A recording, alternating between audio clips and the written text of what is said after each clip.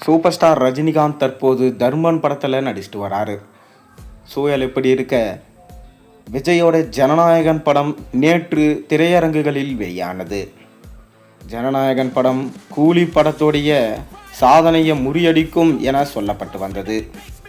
அனைத்து விஜய் நண்பர்களாலும் ஜனநாயகன் படம் கொண்டாடி தீர்க்கப்பட்டது. ஏற்கனவே 1 கோடி பார்வையாளர்கள் ஜனநாயகன் படத்தை பைரேசி மூலமாக பார்த்து விட்டார்கள். அதனால் ஜனநாயகன் படம் தியேட்டரில் அடிவாங்கும் என்றெல்லாம் சொல்லப்பட்டது. ஆனால் அணில் குஞ்சுகளோ முட்டு கொடுக்கும் விதத்தில் கிட்டத்தட்ட ஜனநாயகன் படத்தின் முதல் நாள் வசூல் 150 கோடியிலிருந்து 200 கோடி வரும் என இணையத்தில் பகிரங்கமாக அறிக்கைகளை வெளியிட்டிருந்தார்கள். மேலும் இனி அடுத்த சூப்பர் ஸ்டார் விஜய்தான் என சொல்லும் நிலைமை மாறி தற்போது விஜயை ரஜினியால் தொட்டு கூட பார்க்க முடியாது என பகிரங்கமாக இணையத்தில் சொல்ல ஆரம்பிச்சிட்டாங்க. ஆனால் அதோடைய ரிசல்ட்டு என்னதான் விஜயோட கடைசி படமாக இருந்தாலும் சரி, சுமாரான படத்துக்கு என்ன ரிசல்ட் கிடைக்குமோ அதுதான் கிடைச்சிருக்கு. இன்னைக்கு முக்காவாசி தியேட்டர்ஸில் பார்த்தீங்கன்னா ஜனநாயகன் படத்தை ஓட்ட முடியாத சூழல் ஏற்பட்டிருக்கு.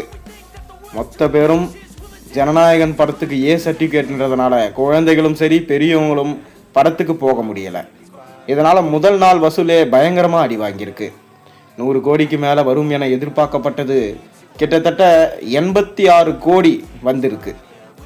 மேலும் இது விஜயோடைய முந்தைய படங்களோட சாதனையில் குறிப்பிட்டு பார்த்தா கம்மி தான். மேலும் இந்த படம் 400 கோடி பட்ஜெட்டில் எடுக்கப்பட்டது. கண்டிப்பாக 500 கோடி வந்தால் தான் இந்த படம் வெற்றி படம். ஆனால் போகிற வேகத்தை பார்த்தா 200 கோடி கூட தாண்டாது போல். கூலி படமோ முதல் நாள் வசூலே கிட்டத்தட்ட 120 கோடிக்கு மேலே. மேலும் ஒட்டு மொத்தமாக கூலி படம் 550 கோடி வசூல் செஞ்சிருந்தது. இப்போ கூலி படத்துடைய பாதி வசூலையாவது விஜய் இந்த ஜனநாயகன் படத்தின் மூலம் செய்வாரா என்கின்ற கேள்வி ரசிகர்கள் மத்தியிலே எழ ஆரம்பிச்சிருச்சு. என்னதான் சிஎம்மாக இருந்தாலும் சினிமான்னு வரும்போது திரைக்கதை மேக்கிங் சரியில்லைன்னா ஒதுங்கி போய் தான் ஆகணும். மேலும் விஜய் ரசிகர்களான அணில் குஞ்சுகளும் எவ்வளவோ முட்டு கொடுக்க பார்த்தும் சுமாரான திரைக்கதையால் வினோத்தும் தற்போது அடி வாங்கி வருகிறார். ஏற்கனவே பகவந்த் கேசரியின் ரீமேக்காக உருவாக்கப்பட்ட ஜனநாயகன் தற்போது தமிழ்நாட்டு பொங்கலாக மாறியுள்ளது. பொங்கலில் மிளகு போட்டால் பரவாயில்லை, மேலும் அதில் முந்திரி பருப்பு போட்டு வடநாட்டிலே சென்று பகவந்த் பொங்கலாக மாற்றியிருப்பதுதான் இதில் பெரும் ஆச்சரியமாக பார்க்கப்படுகிறது.